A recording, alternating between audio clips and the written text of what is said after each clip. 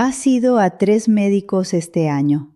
Una vez por las palpitaciones, ese corazón que se dispara sin aviso, sentada en el sofá, sin haber hecho absolutamente nada.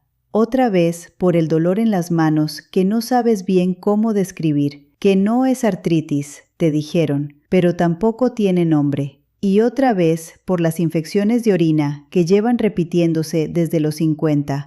Algo que nunca te había pasado antes de esa edad. Y cada vez, mira, cada vez saliste de la consulta con un encogimiento de hombros y alguna versión de lo mismo. Son cosas de la edad.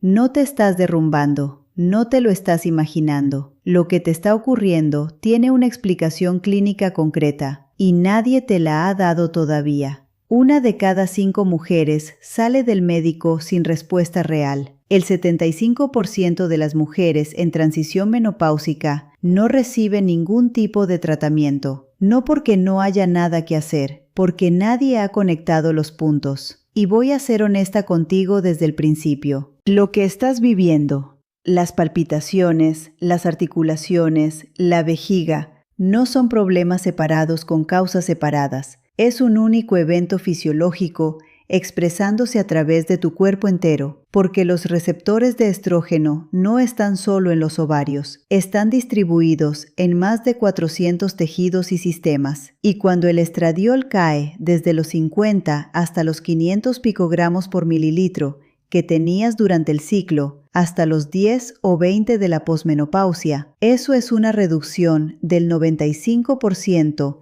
en la hormona que regula, honestamente, casi todo. El 80% de los ginecólogos nunca ha recibido formación específica en menopausia. Y lo que eso significa para ti, lo que explica todo lo que llevas acumulando en esa carpeta de derivaciones, todavía no te lo ha contado nadie. Eso cambia hoy. El silencio termina aquí. Tu madre no tenía palabras para esto. Y no es que fuera una mujer poco inteligente.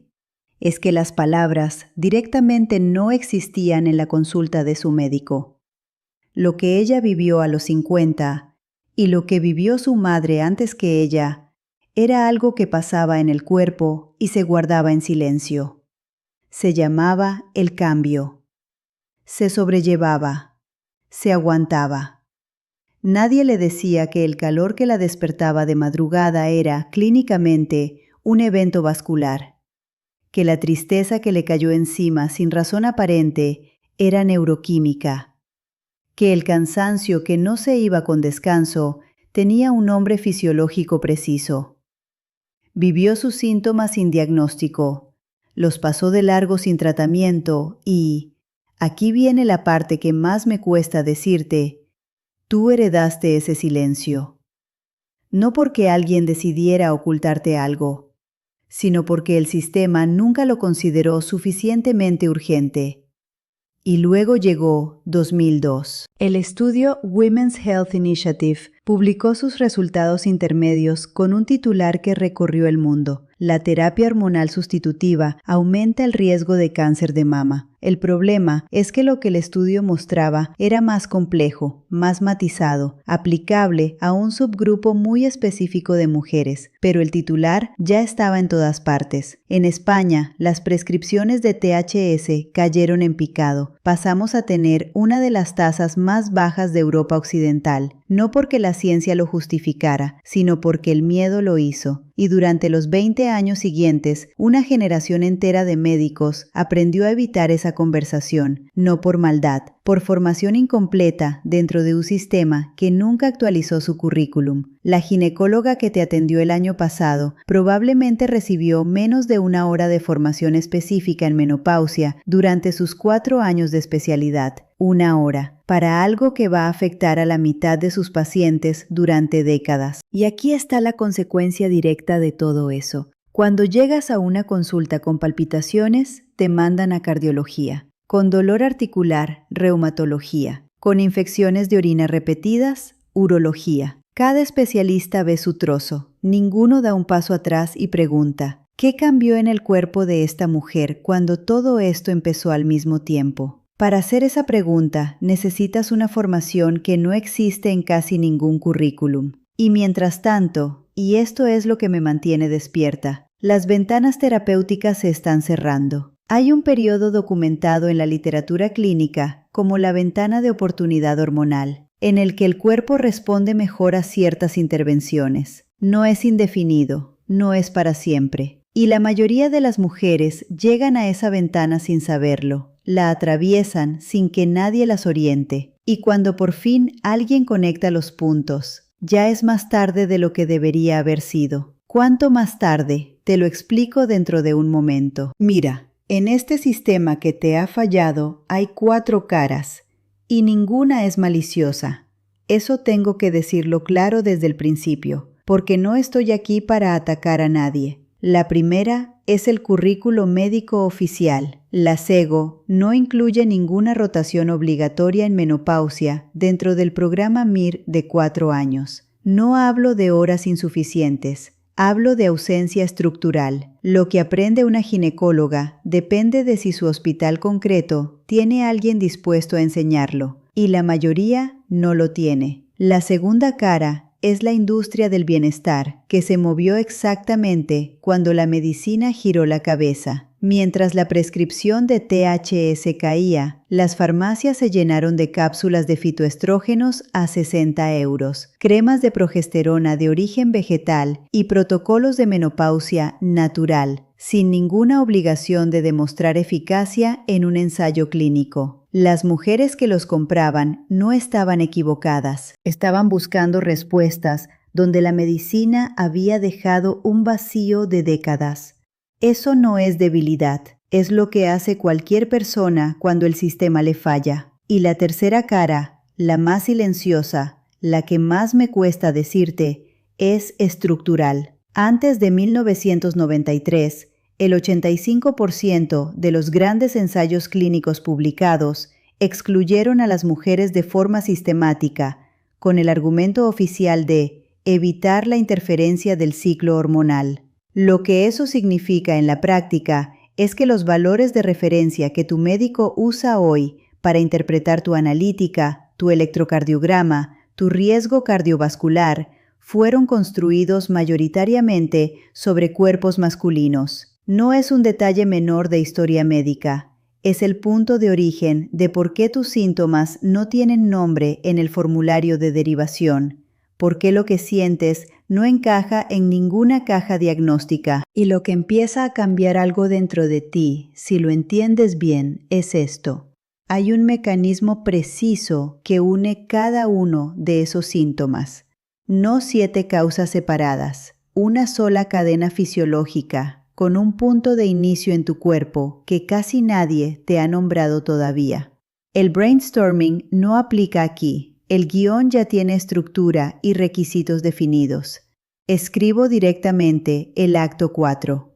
El cerebro. Empiezo por ahí porque es el síntoma que más mujeres me traen en silencio. Ese miedo a que no sea menopausia, sino otra cosa completamente distinta. Y lo que nadie les ha explicado es que el estrógeno no solo cruza la barrera hematoencefálica, trabaja dentro de ella, regula la densidad de los transportadores de serotonina en la corteza prefrontal y en el hipocampo, no de manera difusa, sino en regiones precisas que gestionan el estado de ánimo, la memoria y la concentración. Cuando el estrógeno baja, esa densidad disminuye y el resultado no es tristeza clásica, es aplanamiento. El mundo sigue igual, pero pierde contraste. Las palabras tardan en aparecer. La alegría requiere más esfuerzo del que debería. Los estudios con escáner de metabolismo cerebral han medido una reducción real en el consumo de glucosa en el hipocampo durante la transición perimenopáusica. Eso no es ansiedad, es privación hormonal expresándose en el órgano con mayor densidad de receptores estrogénicos del organismo. Y hay una capa más en todo esto, una que conecta el cerebro con el resto del cuadro, que te voy a mostrar ahora mismo. En 30 años de práctica clínica, he visto este mismo patrón miles de veces. La mujer llega con peso nuevo en el abdomen, que no cede con ningún ajuste de alimentación, y su médico llama estrés a lo que es en realidad una desregulación del eje hipotálamo hipofisario adrenal. Mira, El estrógeno tiene un papel modulador directo sobre ese eje. Sin él, la respuesta al cortisol se amplifica y el cortisol elevado de forma crónica activa de manera preferencial los receptores del tejido adiposo visceral, el que rodea el hígado, los riñones, el páncreas, de una forma que el tejido subcutáneo no hace. Ese tejido no es solo grasa de almacenamiento, es tejido endocrino activo, produce citocinas inflamatorias, contribuye a la resistencia a la insulina, alimenta una inflamación sistémica de baja intensidad que nadie está midiendo porque nadie ha trazado su origen hormonal. Y eso tiene consecuencias que van mucho más allá del peso, consecuencias que todavía no te he contado, pero que están ocurriendo en este momento si nadie ha conectado los puntos. Yo lo viví a los 52 años. Era una mañana de invierno, todavía oscuro, sentada en la cocina con el café enfriándose delante de mí y una sensación extraña, como si durante la noche alguien me hubiera bajado el voltaje sin avisarme. No era cansancio, era algo más plano, más difuso que eso. Y yo soy la doctora que debería haberlo reconocido al momento. Y tardé semanas en pedirme un perfil hormonal completo. Porque nadie te enseña a pensar en la testosterona femenina. Las mujeres la producimos en los ovarios y en las suprarrenales, y su nivel disminuye entre un 40 y un 50% entre los 20 y los 45 años, sin ruido, sin que nadie lo incluya en ninguna analítica rutinaria. La testosterona regula en nosotras la masa muscular, la densidad ósea, la motivación, la claridad mental.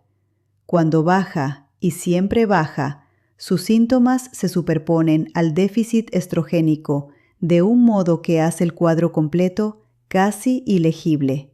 Eso es exactamente lo que tu médico no está viendo, y lo que cambia todo cuando por fin lo ve. Déjame explicarte lo que está ocurriendo realmente en tu cuerpo, paso a paso, sin atajos, porque lo que 5 especialistas te han estado tratando como 5 problemas separados tiene, en realidad, una única cadena fisiológica de origen. Empiezo por las palpitaciones, porque es el síntoma que más asusta en silencio. El estrógeno mantiene el tono vascular activo, regula la respuesta de los vasos periféricos ante el calor y los cambios de presión, y modula el sistema nervioso autónomo de un modo que los cardiólogos raramente conectan con la menopausia. Cuando ese tono regulador desaparece, el corazón responde a perturbaciones menores con una intensidad que antes no existía. Los estudios comparativos muestran que las mujeres en transición perimenopáusica reportan palpitaciones entre 2 y 4 veces más que los controles premenopáusicos de la misma edad, sin ninguna anomalía cardíaca estructural. No es el corazón el que falla, es la señal que lo regulaba, que ya no llega. Las articulaciones de las manos. Ese dolor que no sabes cómo describir, que no es artritis, te dijeron, pero que tampoco tiene nombre en el informe. Tiene nombre. Se llama artralgia por retirada estrogénica y está documentada en la literatura clínica, aunque raramente figure en ningún parte de derivación. El estrógeno inhibe de forma activa 2 moléculas inflamatorias clave dentro del tejido sinovial, la interleuquina 1 beta y el factor de necrosis tumoral alfa.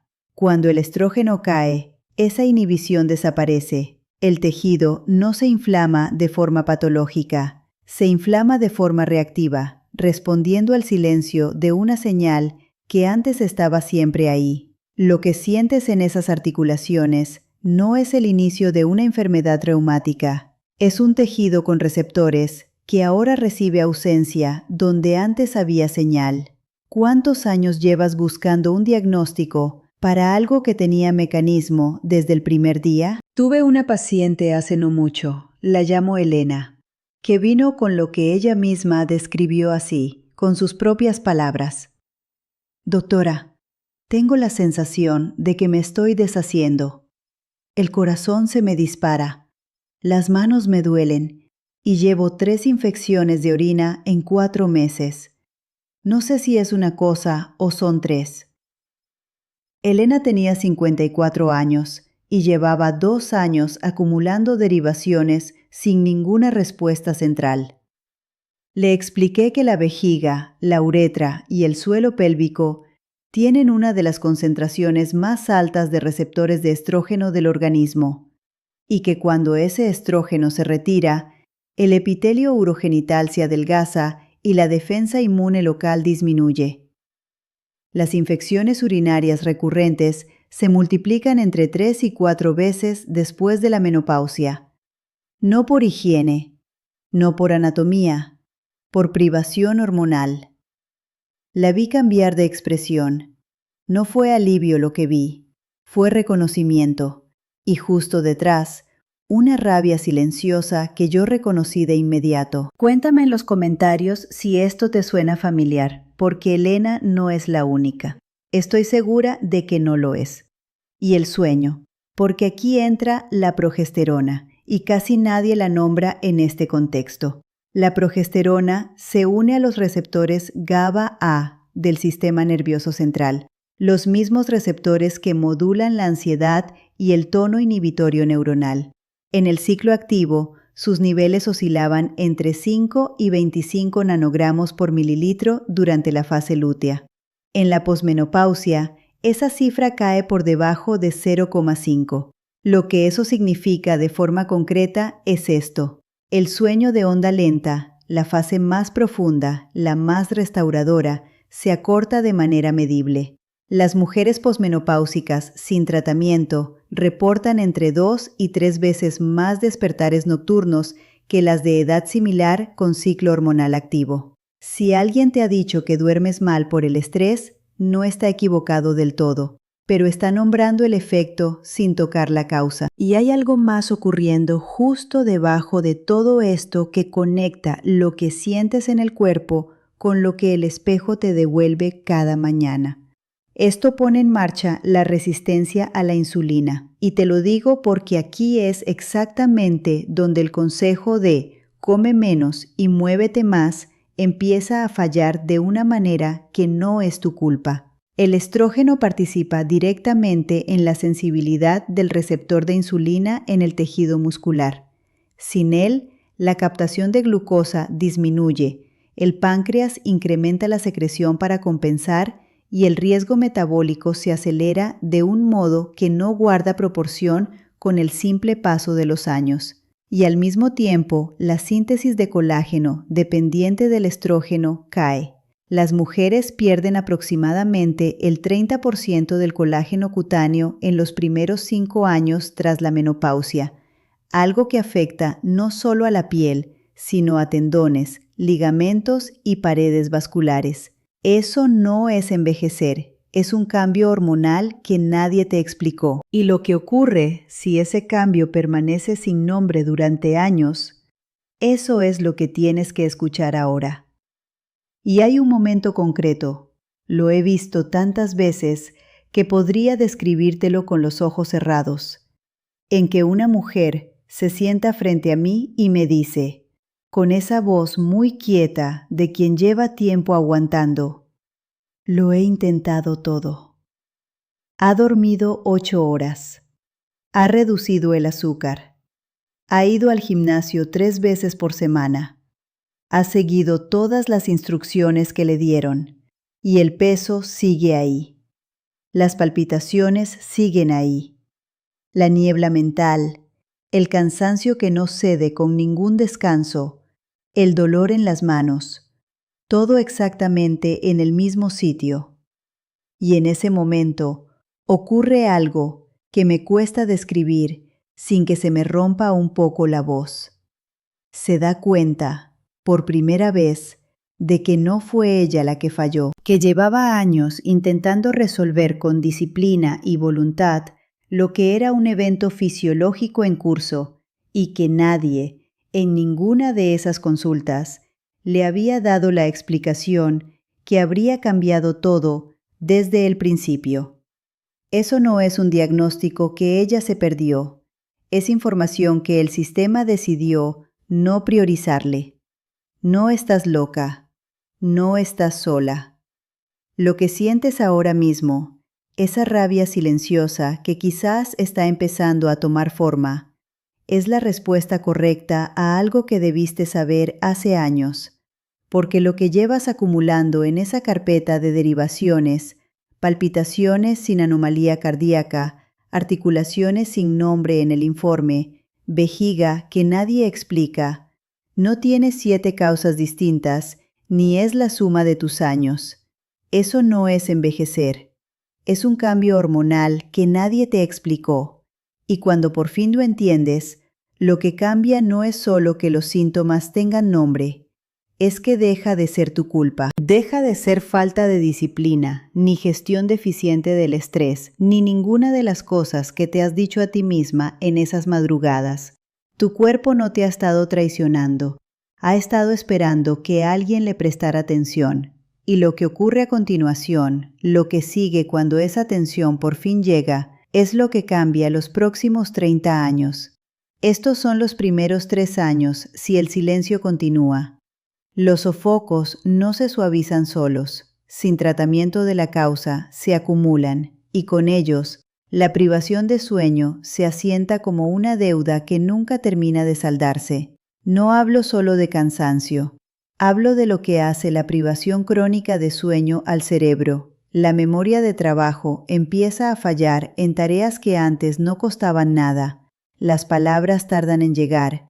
La irritabilidad aparece antes de que nadie haya dicho una sola cosa incorrecta. Y mientras tanto, algo más silencioso se instala. La duda.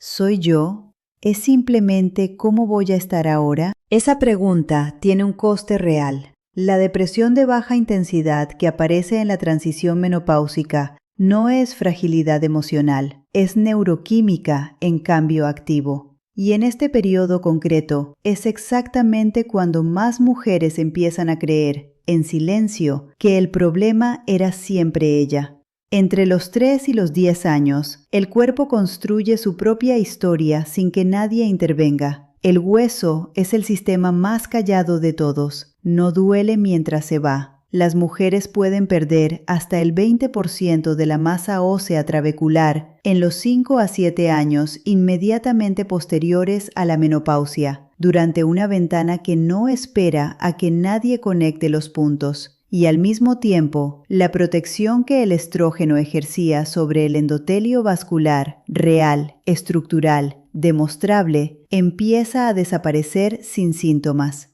El riesgo cardiovascular no llega como un evento único y dramático, llega como un proceso invisible que se acelera en silencio. Y el síndrome génito-urinario de la menopausia, las infecciones recurrentes, la sequedad, el dolor, que afecta a más de la mitad de las mujeres posmenopáusicas, no remite con el tiempo, progresa, se cronifica, y muchas mujeres lo soportan en silencio porque nadie les dijo nunca que tenía nombre, que tenía tratamiento, que no era inevitable. A los 10 años y más allá, lo que no se atendió empieza a cobrarse su coste real. 1 de cada 2 mujeres mayores de 50 años sufrirá una fractura osteoporótica. La enfermedad cardiovascular es hoy la primera causa de muerte en las mujeres mayores de 60 años en España, por encima del cáncer de mama. Y los datos longitudinales apuntan hacia algo que la ciencia está empezando a articular. La privación estrogénica prolongada está vinculada a un riesgo elevado de declive cognitivo. Los cimientos de los años que vienen se construyeron o no se construyeron en este periodo concreto, pero lo más urgente está ocurriendo ahora mismo. El 70% de las mujeres en transición menopáusica reportan síntomas de ansiedad clínicamente significativos. La tasa de depresión se duplica durante la perimenopausia, no porque la vida empeore, sino porque la neuroquímica cambia. Y encima de todo eso, hay vergüenza, callada, persistente, la de creer que otras mujeres lo llevaban mejor, que era ella la que algo hacía mal. Esto no es un fracaso personal, es silencio heredado, con un coste físico real, medible. Lo que llevas acumulando no es mala suerte ni mala gestión, es el resultado de décadas de formación insuficiente y de una estructura diseñada para tratar síntomas por separado, en lugar de reconocer el evento que los une. Eso es lo que cambia cuando tienes el nombre correcto. Lo que cambia ahora es que tú sabes lo que son, y eso transforma la conversación con el próximo médico. Ya no entras para que te expliquen cómo te sientes. Entras para pedir un perfil hormonal completo, para decir: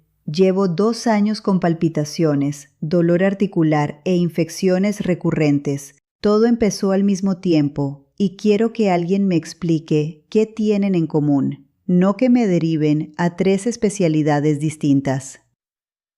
Nunca te dijeron la verdad.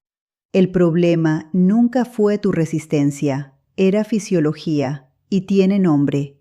La próxima conversación que necesitas es con una especialista formada para ver el patrón completo.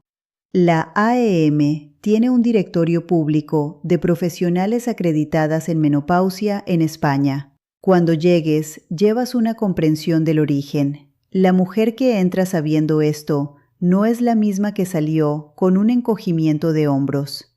Una vez que entiendes que los síntomas son la expresión de un único evento hormonal, algo se recoloca. Ya no vas a aceptar un encogimiento de hombros como respuesta. ¿Cuántos años pasaron entre el primer síntoma y la primera vez que alguien los vio todos juntos? Cada vez que una mujer lo cuenta en voz alta, el silencio se hace un poco más pequeño.